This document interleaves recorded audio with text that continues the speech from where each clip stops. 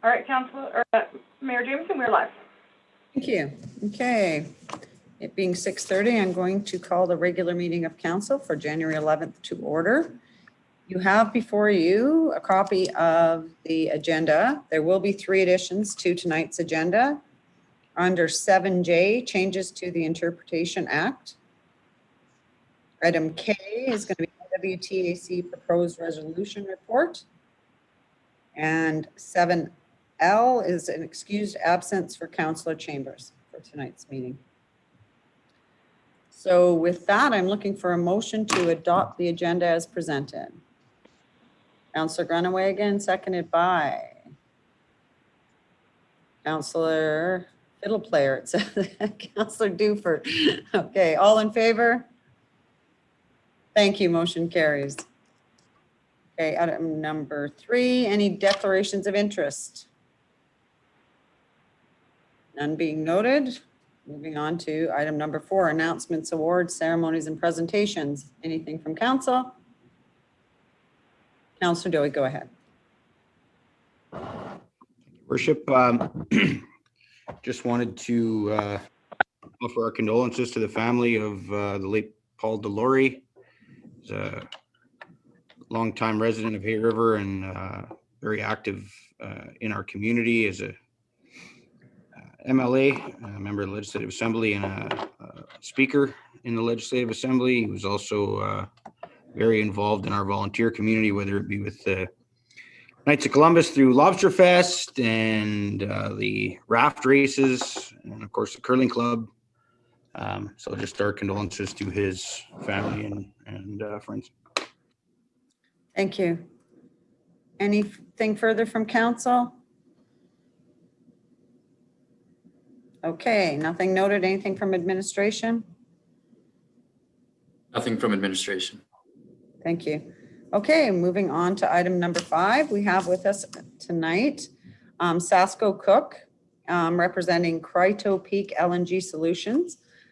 He leads business development efforts for Richmond, BC-based Cryo Peak LNG Solutions, a seasoned executive in the small-scale LNG sector. Sasha has been involved in the industry for over a dozen years. He's experienced all aspects of the LNG value chain, having worked at both public and private companies in various positions in North America and Europe. So with that, I will say welcome, and I'm going to pass the floor over to you. Thank you for taking the time to join me this evening, everybody. I really appreciate you taking the time to do so out of your meeting schedule. I thought rather than go through the presentation slide by slide, since presumably you have the presentation for yourself, perhaps I could give you a general dialogue overview of CryoPeak and then ultimately land on the third to last page regarding the opportunity for Hay River. So as was introduced, CryoPeak's a Richmond, BC-based distributor of LNG. We've been in business since about 2012, and we currently distribute natural gas via LNG to remote industry and remote communities in British Columbia, Yukon, the Northwest Territories, and even Alaska. And if you're not familiar with LNG, I'll give you a quick debrief on it. Essentially, when you take natural gas and refrigerate it down to minus 165 Celsius, it reaches its boiling point, at which point you ostensibly reduce it in size or volume 600 times. So it makes it very economical to transport. That's why you see natural gas being shipped across our oceans as LNG, because they can pack 600 times more energy into that ship with natural gas in liquid form than in vapor form. And we essentially do the same, but we use a truck to deliver natural gas. We deliver it to Nwtac in the Northwest Territories, where your provincial utility, NTPC, uses it for power generation in Nwtac. It's their primary source of energy for power generation in Nwtac.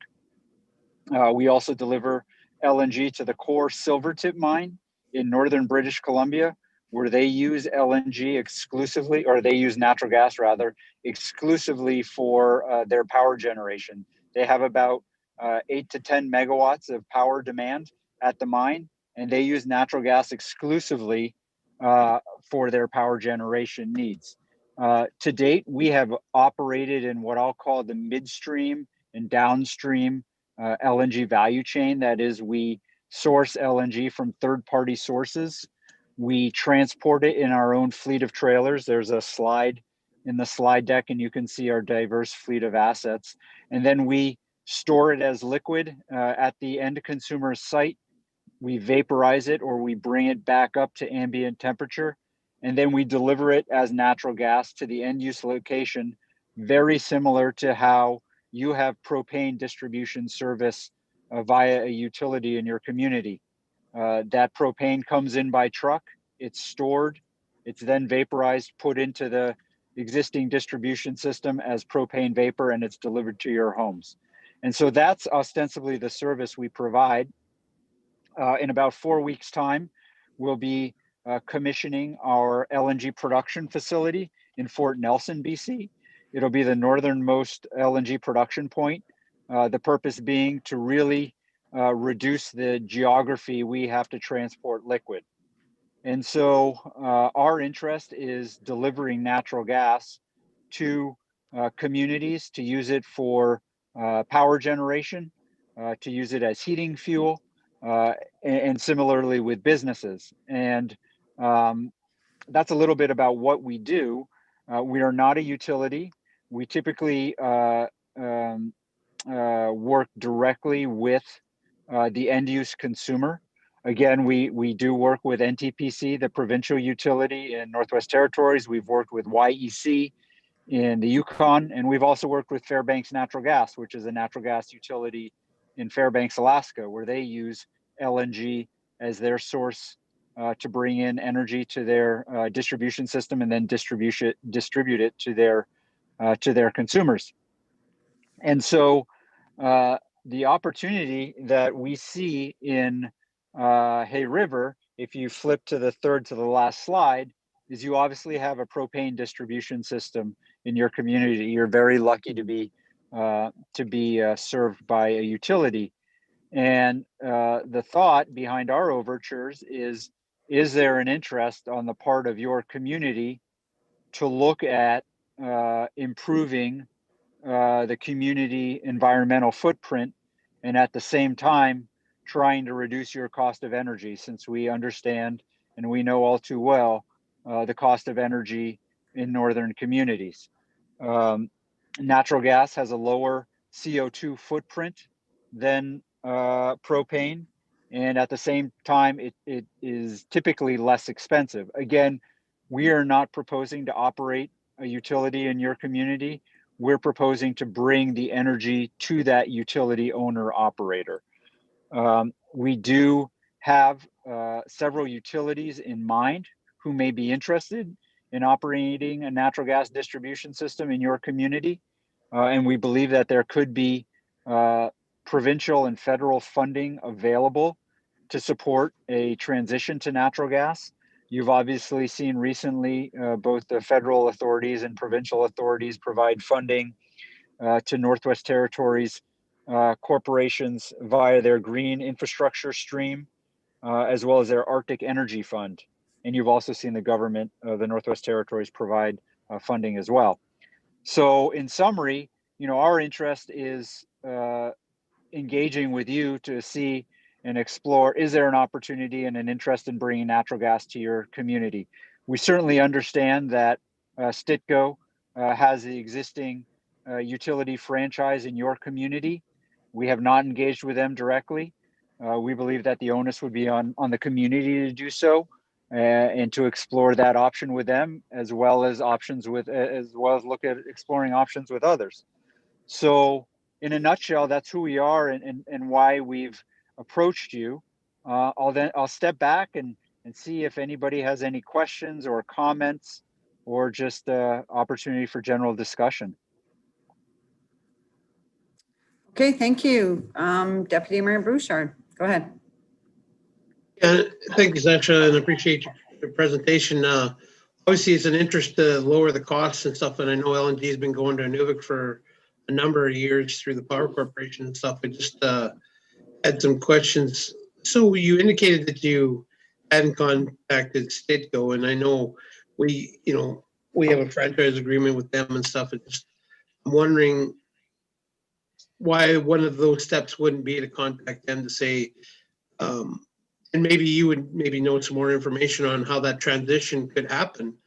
If LNG are you able to use the same lines, or are you able to, what kind of conversion do homeowners have to do that type of switch? What costs associate to tanks and all that stuff? Like, is there a bunch of factors in there, or can you use the same piping system? Is first question, I guess. Yeah, that's a good question, and I'll tackle your the first part of your question with regards to Stitco. So Stitco is owned by Superior Propane, which as the name connotes, they're a distributor of propane throughout Western and Northern Canada, and they don't operate natural gas distribution systems. So off the cuff, I can only surmise that there would be an extreme hesitation on their end to entertain natural gas, since they would be cannibalizing on their own fuel distribution to the utility. So I think for them, it would not be of interest. We can certainly approach them, but absent the interest, the genuine interest on the part of the community behind that request, I figured that my overture would be dead on arrival, so to speak. To your question about the infrastructure and the ability to adapt that infrastructure to use natural gas, on the face of it, you should be able to use natural gas in that existing system. There are numerous systems in North America where there's a natural gas utility that supplements with propane or a propane air mixture. So on the face of it, the ability to transition between the two fuels in the same underground piping, it should be relatively seamless. There would be infrastructure required to store and vaporize LNG compared to propane, since they both have different storage temperatures. Natural gas requires minus 165, whereas propane is typically stored in pressurized storage vessels. So there would be some infrastructure required on the front end, sort of the storage and the handling, if you will. As it relates to downstream at the consumer's point of consumption, typically with relatively modest upgrades, i.e. changing out burner orifices, you can adapt a system from propane to natural gas or vice versa. It's very hard to comment on specific instances, as I don't know the infrastructure inside of people's homes, but typically it's relatively easy and cost effective to transition from propane to natural gas. Typically, it doesn't require a system-wide or a boiler or a furnace sort of swap out. It's really on the burner orifices where you might have a change. Hopefully that answers your question. Thank you. Any other questions from council? Go ahead, Councillor Dowie. Thank you, Your Worship. And I think I probably know the answer to this, but I'm going to ask anyway. So a good portion of our community does have the existing propane line infrastructure that we've discussed, but there's also quite a good chunk of our community in the surrounding area that has just propane tanks in their yards. I'm assuming that having to keep that LNG at minus 165 would be an impediment to being able to store that in your yard, right? You'd probably, this would be more for the people on the line strictly, right? You're spot on in your assessment. LNG is not used on a sort of house by house residential having to store it at your house. It's typically used for system-wide distribution, or at a very large industrial complex where they have the requisite throughput to warrant cryogenic storage. So to answer your question, no, they would not. Those who are not connected to the system would not then transition over to LNG stored at their home. However, again, and not knowing the geography of the residences that don't have natural gas access, we think that the cost equation for natural gas distribution service in the municipality would be cost effective, such that it should allow the utility to expand the footprint of the system to new homes and businesses, and nevertheless be able to provide a cost competitive solution compared to existing residential non-utility use of propane in the home. Just to go a little bit further, typically natural gas compared to propane, they're measured on a volumetric basis in different categories. So we try to, for an apples to apples comparison, compare them on a per gigajoule basis. And so if I look at some of the residential bills for propane utility service in your municipality, it looks like consumers on a per gigajoule basis are paying about $27 per gigajoule, more or less.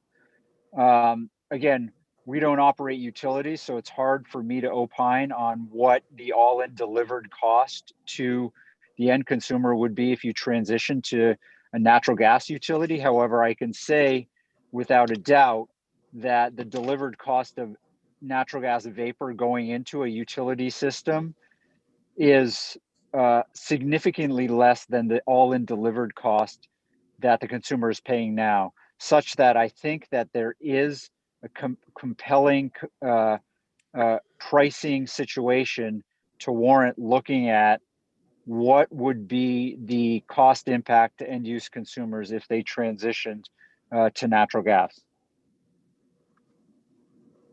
Okay. Any other questions from council? Go ahead, Deputy Mayor.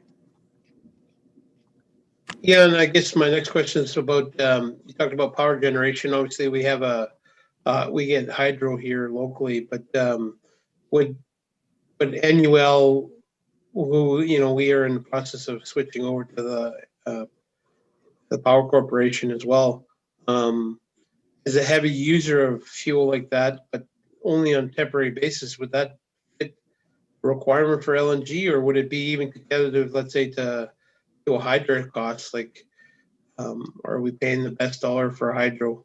Probably cheaper than we could produce power, let's say, for an example, on LNG. Yeah, that's a good question. I will say that Yukon Energy Corp, as you may know, uses LNG for power generation in Whitehorse. The preponderance of their electricity is generated by hydro, but similar to other communities, their base load requirements are getting higher, their peak load requirements are getting higher, to the point where originally they thought LNG would be a backup fuel source. Increasingly, it augments their base load and their hydro needs. And so, again, not knowing what the requirements are in your community, if it's a seasonal use of LNG, the economics and the operability of that can be challenging, because obviously LNG is a cryogenic substance, and over time it'll warm up, it'll become a vapor, and then it'll want to vent. Mind you, that's after 45 to 60 days of no throughput. So as long as you have some type of throughput, even if it's just minimal, to consume that boil off, then LNG could very well be a good fuel source solution for your for a seasonal need in your community. So has there been any discussion with the Power Corporation to do a bunch of the other communities that are current using fuel as opposed to LNG? I know Nwtac switched naturally because they had a natural gas well there, and they were using natural gas for a while, and the well went dry. But Is the power corporation considering that? Have you approached the power corporation to do LNG in other communities? Obviously, maybe Norman Wells would be an option, but transportation in the seasons would be difficult, I guess. But is there a discussion with the power corporation? Yeah, that's a very good question. So, and your question is quite relevant at this time. NT Energy has distributed a solicitation, or an RFP rather, for a LNG solution to serve the community of Fort Simpson. The plan there is to transition their diesel power generation over to natural gas via LNG. Some of the funding streams that I mentioned are being used to fund that transition. So not only are they looking to transition over to natural gas, they will be, or the plan is to move their existing diesel fired generation outside of town. So they'll completely move that. They may retain some backup diesel generation, but they'll install new natural gas fired generation. It'll be in a new designated area that will not be subject to seasonal flooding, which is the case in Fort Simpson now. To your question about other communities, I know that NTPC has discussed Fort McPherson as a community to transition over to LNG at some point, as well as Tuktoyaktuk. I'm not sure the timing of such, but I know most immediate is Fort Simpson. The intention being to have that community onto natural gas fired power generation by January of next year. I hope that answers your question. Thank you. Any other questions from council? Okay, nothing being noted, but if we have any further questions, we will definitely be in touch. And yeah, usually when we have a delegation, we collect the information and ask questions and go from there. So thank you for your time tonight, Mr. Cook, and we appreciate you doing the presentation. Yeah, it's my pleasure. I really want to thank you for your audience, and all of my contact details are on the last slide. So if any of you have any follow-up questions once you've had an opportunity to digest what we've discussed, by all means, please feel free to give me a call or drop me an email. I'd really like the opportunity to further engage with you. Perfect. Thank you. Take care, everybody. Have a nice evening. You as well. Bye-bye. Bye now. So moving on to item number 6, administrative inquiries. Yeah. I'm going to pass it over to SAO Smith. Thank you, Your Worship. And I guess welcome back, everyone. Our first meeting in the new year. So let's hope to a better year than what 2020 served us as a community and as a country and world, I guess. But apologies for the 160 plus page council document today. But anyways, back to business for sure. I just wanted to start off quickly before I pass it on to the directors. I just wanted to publicly acknowledge or provide notification of Ross Potter's retirement, and our Director of Public Service, our Director of Protective Services, and our Fire Chief for the last 10 years. Certainly it's with sadness and difficulty to see him leave, but he has announced his retirement for June 1st, target date. As we all know, and everyone in the community, or most in the community and beyond, recognize the top tier emergency services and leadership that he has provided with his 10 years as an employee with the town in that position. So certainly the fire department, the town, and the community as a whole is going to miss him in that role.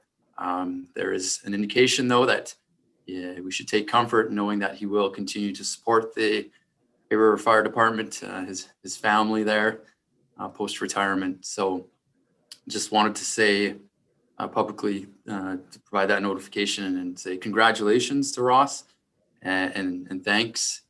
And we look forward to a more formal opportunity to recognize all of his contributions.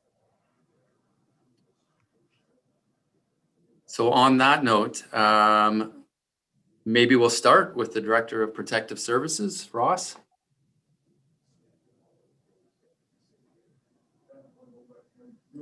Thank you, Your Worship, and Happy New Year, everyone. And thanks for the kind words. Glenn, it was a pretty hard decision to make to start out with, but I think it's just about time. Anyway, from emergency services side of things, we started out the year with a real bang. We, within the first 2 days of January, we did over 17 emergency responses. We're right now up to 34 emergency responses, 32 of which were ambulance and 2 false alarms. So 2021 doesn't look like it's going to be any better than 2020 was as far as our emergency responders are concerned. One of my major focuses right now is to get our safety manual up to date for 2021-2022 season. So that's where I'm focusing most of my attention on right at the present time. I've also been speaking with GNWT Water Resources people, and they will be sending resources in to help me get the breakup equipment in between the mid-March to towards the end of March. So we should be in and operational in plenty of time for breakup. As far as the replacement tower is concerned, we're still waiting for pricing out of West Tower to get that project completed. I'm expecting to hear something back. I actually expected to hear back from them on Friday, and they didn't get back to me as of yet, but I would suggest this week I'll probably have the information on what the tower is going to cost and all the sorted costs that are going to be tied up with that project. As far as our protective services specialist is concerned, he's been fairly busy. We're paying an awful lot of attention to the school zones right now. And it's really, I find it really quite unbelievable the number of people that are using cell phones and speeding through the school zones. I mean, today we even picked off a guy doing 68 kilometers an hour through a school zone, which in my opinion is totally ridiculous. Nobody should be in that big of a hurry. And if they are, they should be starting their day a little bit earlier maybe. So we're going to continue focusing on the school zones. One of the other areas where we've seen some real problems is people are passing school buses when they're offloading kids, which really scares me considerably. I'd hate to see any kids get run over because people aren't patient enough to wait for the school buses. And that pretty much wraps up my report for tonight. Thank you. Thank you. Any questions for our Director of Protective Services? Go ahead, Councillor Willows.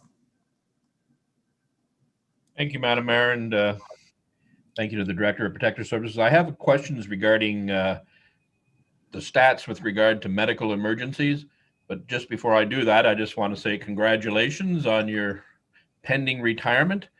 Certainly, I know that I've really enjoyed working with you, Ross, and I know anytime that we've had to interact, whether I was a councillor or public administrator, you've been nothing but helpful and supportive, so I really appreciate that in the past, and I'm sure you're looking forward to some degree to your retirement. But with regard to medical emergency, we have the year-over-year stats. I'm just trying to understand medical emergency. Is that any time an ambulance is called? Because in 2019, December, it was 187. And this year, 2020, it's 258, which is obviously a significant increase. And I'm just trying to understand where that increase is coming from, and if that is a change sort of what's happening in the community, or if that's just business as usual. Well, yeah, definitely our medical emergencies. That's where we're responding code 3, which is license sirens to somebody who's in danger or been hurt or sick or whatever. We did experience a minimum of 100, I'd say a significant raise from 2018-19 to 2020. Quite a bit of that, I would suggest, would be a result of possibly our homeless people. They've definitely made a huge impact on the emergency response side of things. We're pretty much dealing with these individuals on a daily basis, which is tough on my crew. And yeah, that's pretty much where it's coming from, though. Further, Councillor Willows. Thank you, Madam Mayor. Just to follow up, And I guess going forward, and as we're putting our stats together, and this is sort of a multi-government problem, I think, that we're looking at here. Do we sort of track that individually? So in the past, maybe we wouldn't have made mention of what these particular things, incidents are, but are going forward, are we going to try to keep track of the things that have changed socially within the community as a reference to the costs and ambulance calls and staffing issues, et cetera, going forward? The information is readily available to me. I can pretty much look at my database and tell you exactly where things have increased and that type of thing.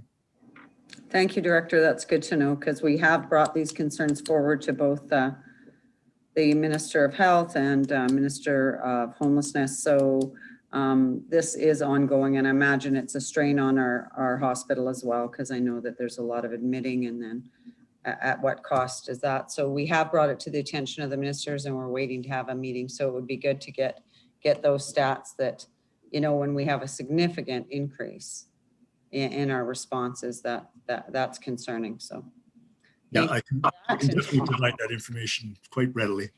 Perfect. Good to know. Thank you. Any further questions for our Director of Protective Services? Go ahead, Councillor Dufert. Thank you, Worship. I just wanted to pass on to Ross again how lucky we are to have had him all these years, and I personally think he's far too young to be retiring, because I know we're about the same age. And I'd also like to send out commendations to our bylaw officers. I read the stats and I saw that we are giving out, or he's giving out, a lot of warnings and starting to ticket people about using their cell. I just wanted to share with council an incident that happened with me just today. At just before 3 o'clock, I was walking across the crosswalk between the old Northern store and the library, and the vehicles coming from the north had stopped, and there was a vehicle coming from the south that he was quite a ways away, and I started out into the middle of the side up the intersection, and by the time I got halfway out, I realized he was on his cell and he wasn't going to stop. So the other guy started honking his horn because he probably thought I was going to get hit, and I actually had to turn around and run, and I just barely missed not getting hit. So I was a little shooken up, but I was okay. And the guy was on his cell phone. So I really, that struck home with me. And I'm really glad to see that our bylaw officer is ticketing people. And I think the time for warnings has passed. I think he should, that this is really serious now. I mean, I was really shooken up. Had I had my wits about me, I probably could have got his license plate, but it's scary when that happens. You see someone coming along and they have no idea that there's someone crossing the road. So I just wanted to say that. Thank you. Thank you, Councillor Dufert. Any further comments or questions from council? None being noted. Okay. Moving on back to SAO Smith. Thank you, Worship. And when Ross said started off with a bang, I thought he was referring to the fireworks. So just a recognition of the awesome work that that crew, him and his crew did, taking time off of, as usual on December 31st to get that amazing fireworks display in order. I'll pass on the next update to the Director of Finance.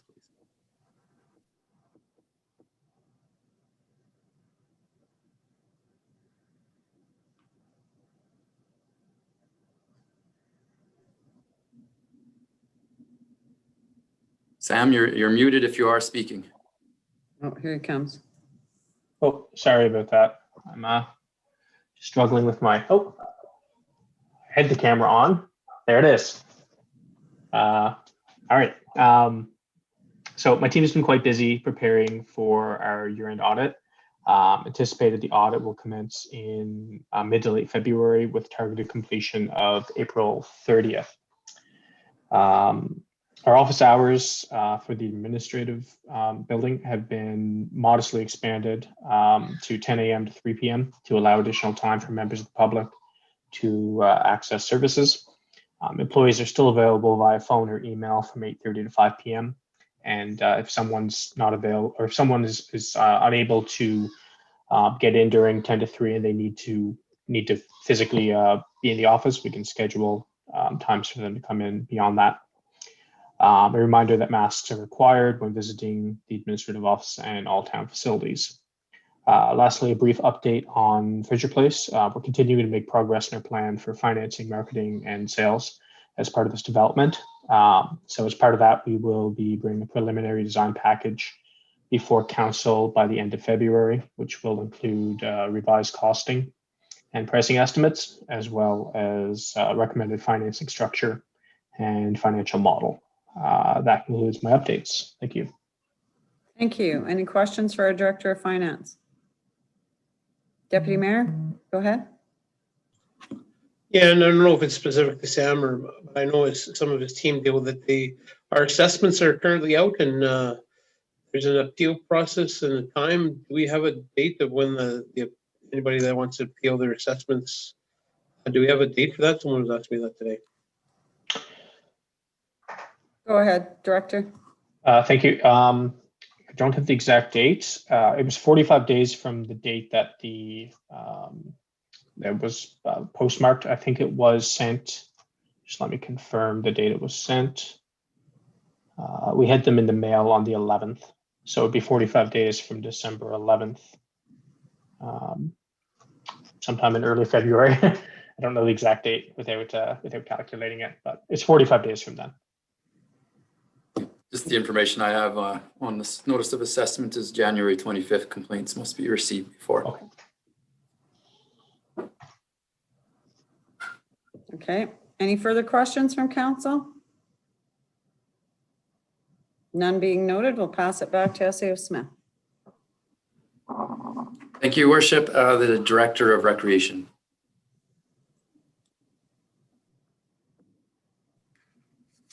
Thank you, Madam Mayor, and Happy New Year, everyone.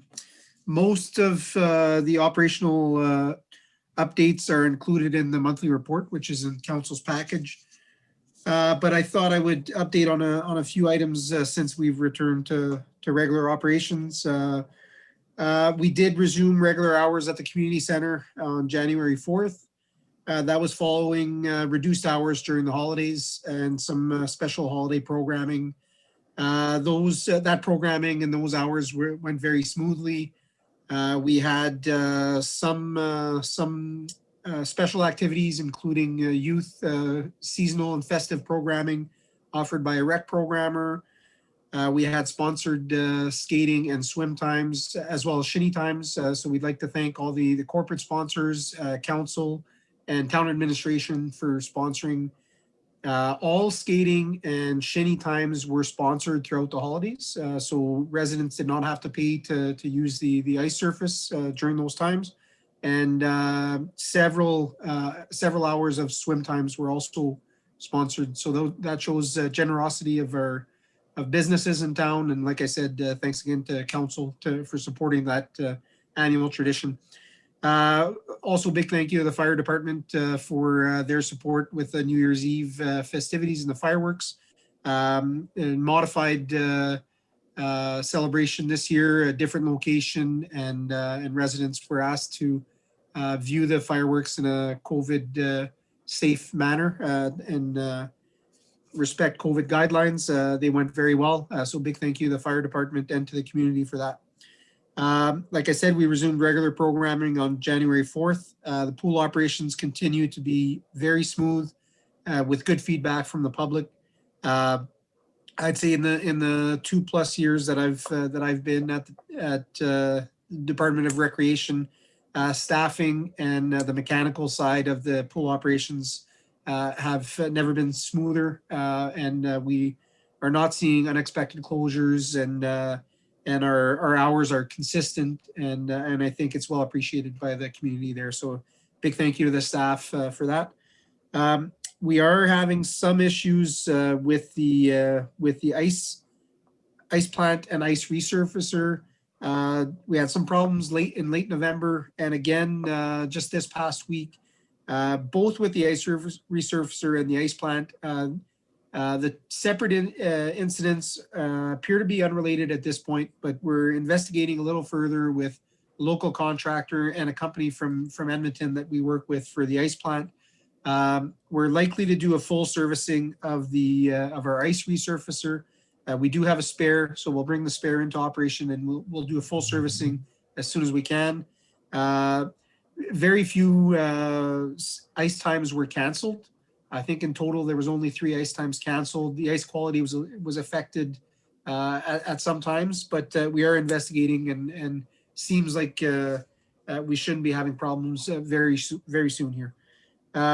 The outdoor rinks are in very good condition. We've had favorable weather for ice cleaning and flooding of those ice surfaces. It's great to see people making use of those more than they haven't been able to in past years. And like I said, we're going to continue to have those available and in good condition as long as the weather is favorable and we don't hit those 30 belows there. We have a rec committee meeting tomorrow. The rec committee has put out a call for interest for additional members to that committee. And we're hoping to select at least one more member for that committee so that we can continue to have meetings there. I've been working quite a bit on tender documents. We've put out RFQ for 2021 flower orders, the town flower orders that we use to beautify the downtown core and a few of our green spaces. Excuse me.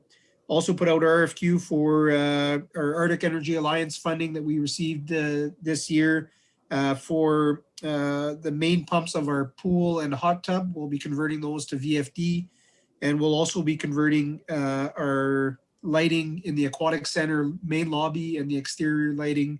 We'll be converting those to LED.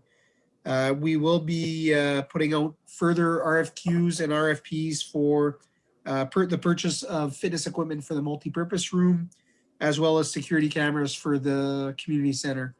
I do believe the SAO has already confirmed that we received CanNor funding. We received approval on CanNor funding, and we will also have tendering to go out for a few items as part of that CanNor funding agreement. We will be seeking multi-use or multi-purpose flooring for the arena ice surface, conferencing equipment, further upgrades to Port Landing Marina, and an external digital display for the community center. So that's big news, and we look forward to moving forward on those projects. I think those are my updates at this time. Yeah, I think that's it at this time. Thank you. Thank you, Director. Any questions for our Director of Recreation? Go ahead, Councillor Dufert. Thank you, Madam Mayor. Not a question, just a comment. I was asked by a resident of the Old Town to pass on this message. The town of Hay River did a great job on creating the ice surface at Old Town Hay River. It's ready for skiers and greatly appreciated, and please thank them and all involved. So just letting you know that some good stuff coming across on Facebook. Thank you. Okay, any other questions? None being noted. Thank you, Director, and back to SAO Smith. Thank you, Worship. The Director of Public Works and Services. Thank you, Your Worship. A few updates from Public Works. Recently been working on some zoning and rezoning issues that are coming forward to council likely for the next meeting. Working on getting stuff prepared for 2021 capital projects. So working on RFPs and tenders for the major projects that we have coming up this year. Working with our consultant on getting designs ready and projects ready. On the operations side, I believe there's snow in the forecast for Wednesday and for the weekend. So we'll be looking at getting snow clearing done next week. I believe there's a little bit of snow forecast for Saturday and Sunday this weekend. So we'll be looking to schedule for next week for snow clearing. A few of the other projects that I know there's been some questions about on the water treatment plant. We've been making some good progress on the issues that were identified by MACA and by WSCC during their inspections. Most of the issues that were identified by WSCC have been addressed. The ones that are outstanding, we're just waiting on contractors to do some remaining work there. Looking at getting some training. We've been in discussions with MACA on getting training for some additional backup operators for the water treatment plant. So that's looking like it'll move forward here, hopefully pretty soon in 2021. The intake inspection, we're still a go for that. Looking at early February. I don't have dates confirmed with with our contractor for that yet, but he does have us in a schedule, and it is still moving forward this winter. As the director of finance spoke to, Fraser Place project is moving forward. We've begun the rezoning process for that, so it is out with our consultant right now to get a professional planner report on it. Myself and Randy have a meeting with them tomorrow, so we'll be discussing it then. We have received a preliminary design for Fraser Place, and the next steps will be getting that to detailed design, and then looking at going out for tender on that project.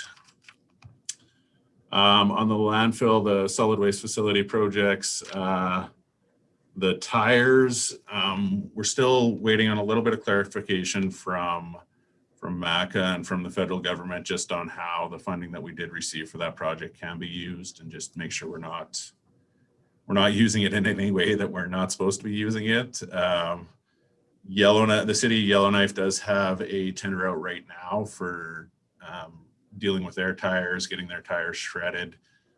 In talking with some people involved in that project, that's likely to happen in April and be approximately a month long in Yellowknife doing that work. So we're hoping that we can kind of hop on the back end of that process when they bring the shredder up there, and hopefully have it come through Hay River, which would be sometime looking probably mid to late May for that.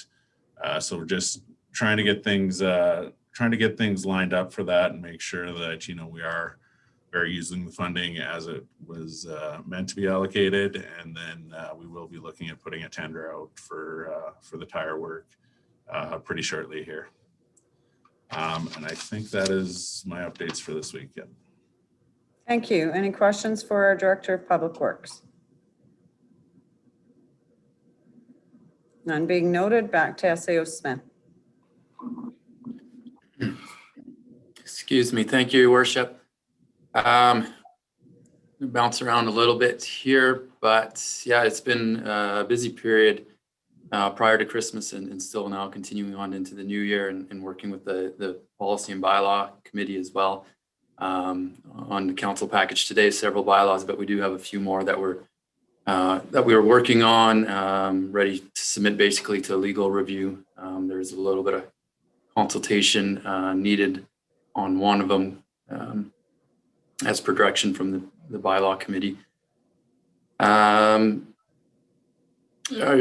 Director of Public Works and Services mentioned we are doing a fair amount of rezoning and development appeals. I guess the rezoning, we had a public hearing meeting today as part of our typical process to hear about the Old Town and Miron Drive rezonings that have went through first reading. But we will be bringing those appeals to council ahead of the second reading of bylaws. The Development Appeal Board, again, on the agenda for today, there is the council's seeking council's approval on membership for that committee. And then we hope to actually have a meeting this week with them to complete an orientation and get their chairperson selected, as we do have an appeal hearing that we need to see before January 23rd, I believe. So we'll be moving quickly through that process this weekend into next to prepare for it. Our IT systems, we've been doing work over the holidays, especially on our cloud migration. It was a good opportunity with some staff enjoying some time off. But with our document migration to the cloud to a product called Office 365, we've moved some of our files over now and are doing some pilot testing of it. But full migration will occur over the next couple of weeks. And a reminder on the justification for that is primarily for support and capital cost reductions, but does improve our disaster recovery and business continuity considerations as well. Have been moving forward. We're close to getting paperwork signed on a car builder's claim for the community center just executing that settlement. Also working on executing a tri-party agreement for lands transfer associated with the fish plant. I will see the fish plant using that land that was town titled, and in return, the community gardens lot will become the simple title to the town. Also executing an agreement with Department of Health and Services for a one-time contribution for support of the wastewater sampling system for the installation primarily of that system at one of our lift stations that council should be well familiar with. Also working on getting a land development plan to council for our January 25th meeting. That's our target right now. At that meeting, we'll be reviewing the plan that was presented to the prior council with some small tweaks made to it, but for your consideration to ensure that we are moving down the right path with not only Fraser Place, but some of our other land development options. And good news received over the holidays, and today actually received more formal indication that our climate change and health adaptation program funding project idea was approved for a full proposal. So that's our shoreline flood mitigation enhancements project. So we will need to be working on that to get it into that board's hand, I think by early February, first week of February. And I'll be meeting with the Director of Finance and Director of Public Works and Services this week to review our cost of service study, which pertains to our water sewer services, and to determine where costs might be, any changes that are needed there, and including changes to our bylaw, services and rate zones. And one further point, just to announce that there is Canmore has released another a call for expression of interest. So the Director of Recreation announced that we were successful in one from prior year that's supporting tourism. So we are now looking at several options related to economic development and tourism, and we will be submitting applications for, again, I think an early February deadline. And that's all I have for you today. Thank you. Any questions for our director or our SAO?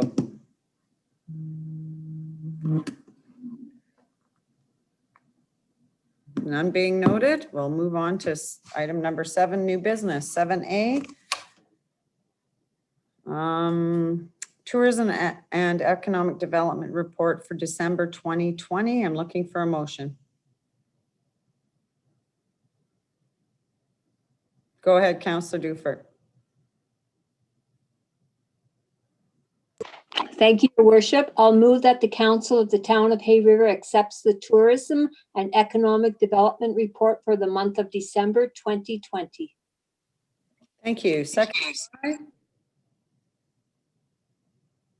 Councillor Anderson, any questions to the motion? All in favor? Motion carries. Thank you. Item 7B, Emergency Services Monthly Report for the month of December 2020. Looking for a motion. Deputy Mayor, go ahead. Thank you, Worship. I move that the Council of the Town of Hay River accepts the Emergency Services Activity Report for December 2020 as presented. Thank you. Seconded by Councillor Dowie. Any questions to the motion? All in favor? Thank you. Motion carries. 7C, Municipal Enforcement Monthly Report for December 2020. Looking for a motion. Councillor Willows? Thank you, Madam Mayor. I recommend that the council of the town of Hay River accepts the municipal enforcement report for December 2020 as presented. Thank you. Seconded by Councillor Dufert. Any questions to the motion? All in favor? Thank you. Motion carries. Item 7D, Public Works Monthly Report for December 2020. Looking for a motion?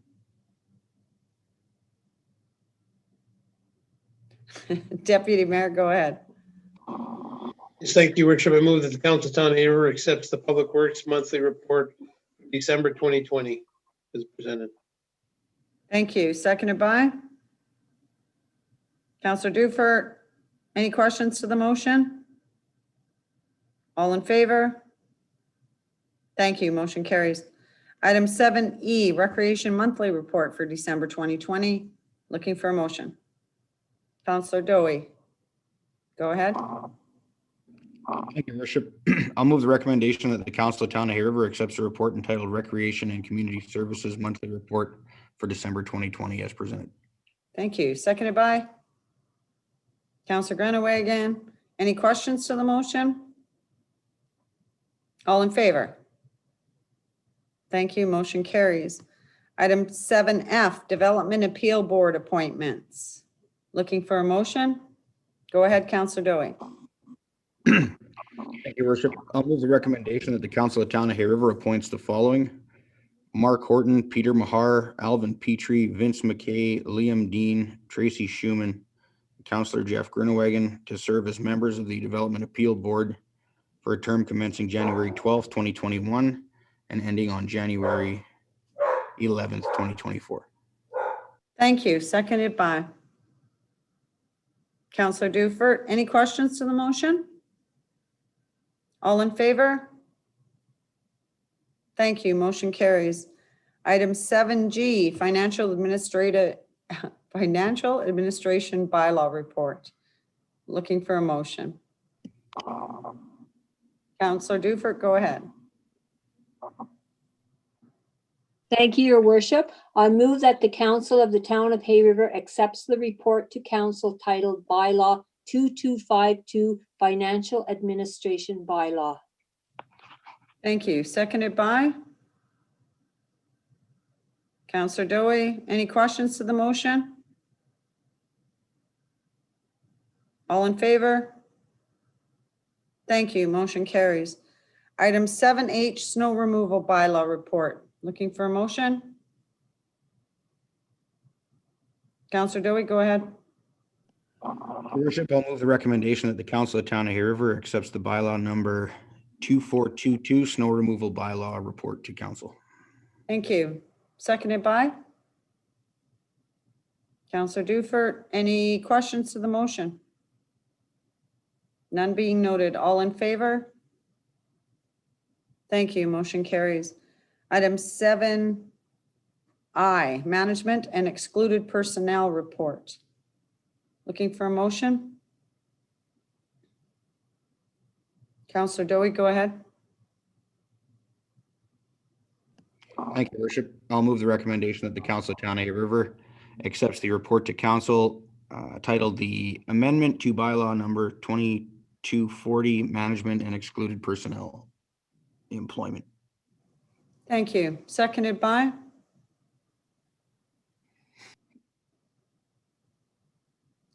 Councillor Anderson. Any questions to the motion? All in favor? Thank you. Motion carries. Item 7J, Changes to the Interpretation Act Report. I'm looking for a motion.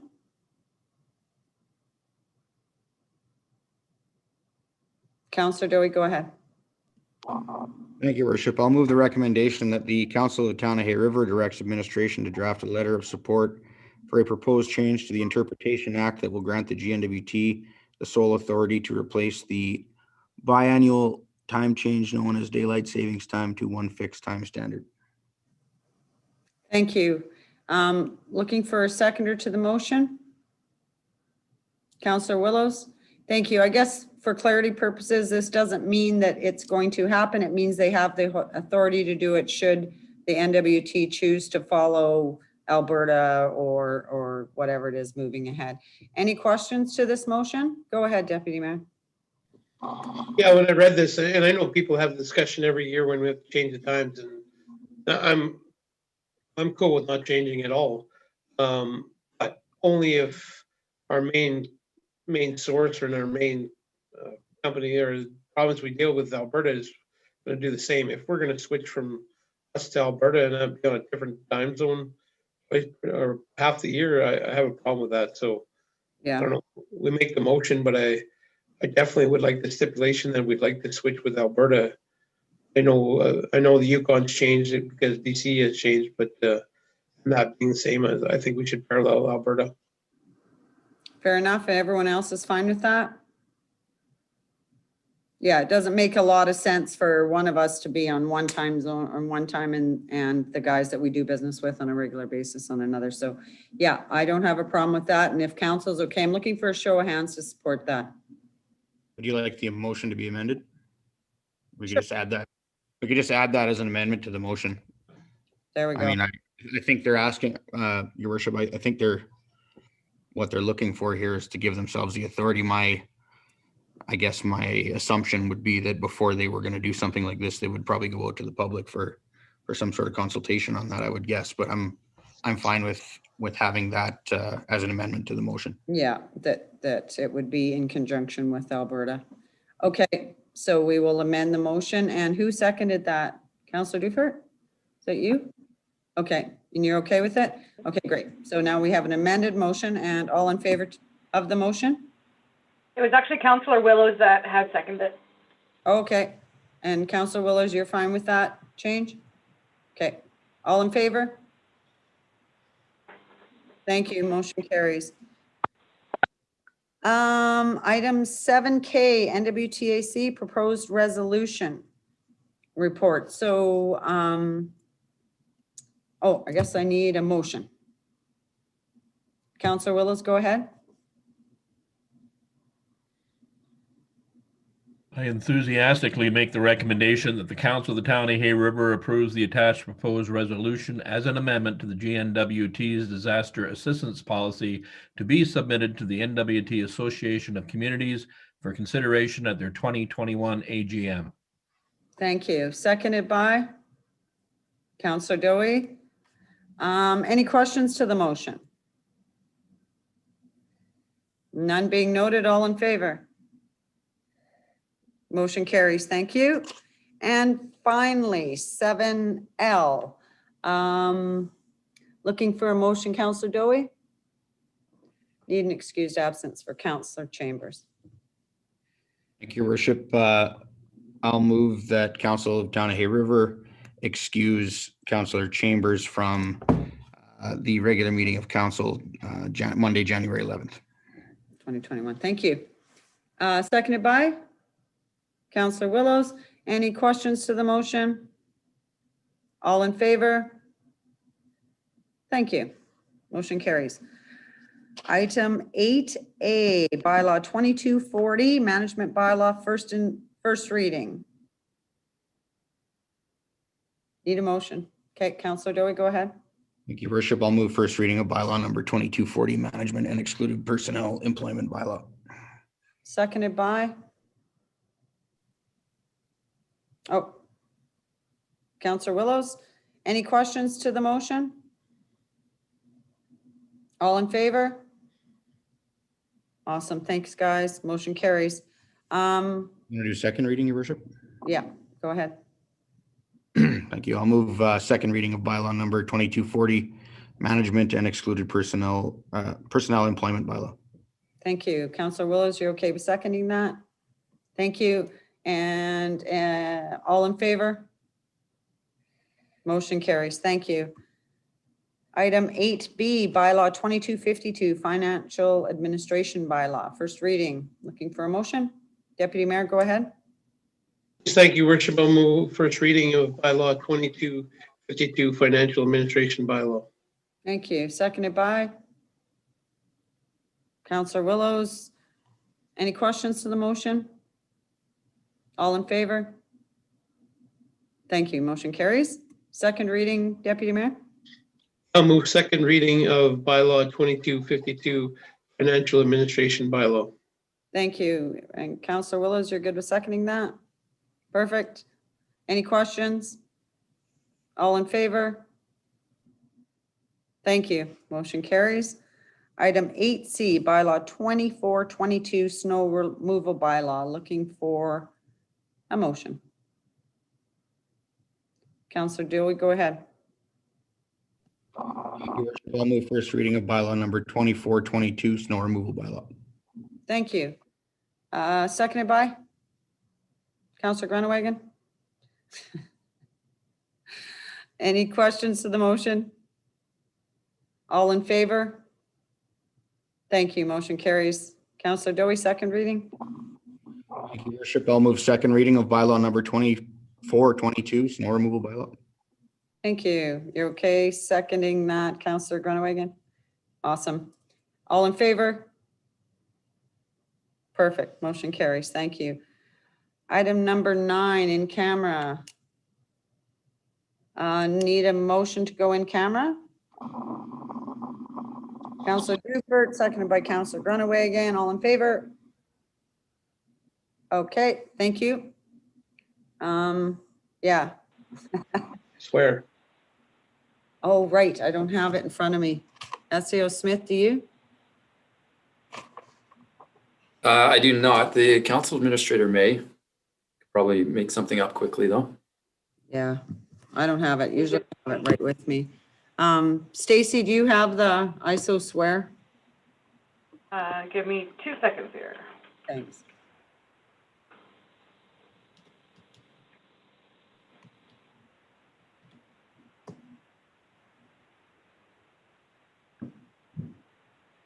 Do you want me to read it out? Sure. Because I'm going to be reading it off the past minute. Okay.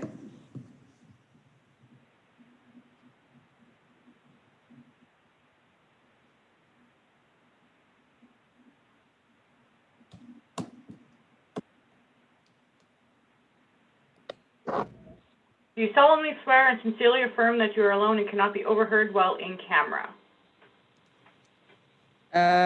Counselor Willows, I swear. Counselor Grunewagen,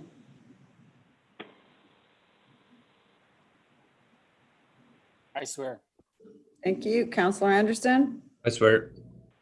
Deputy Mayor Bouchard, I swear. Counselor Dufert, I swear, Your Honor, worship. Counselor Dewey. Thank you, Your Worship. I swear, other than the dogs. Yeah. Thank you. Okay, so I think we are in camera, and Stacy, let me know when we are off YouTube, please.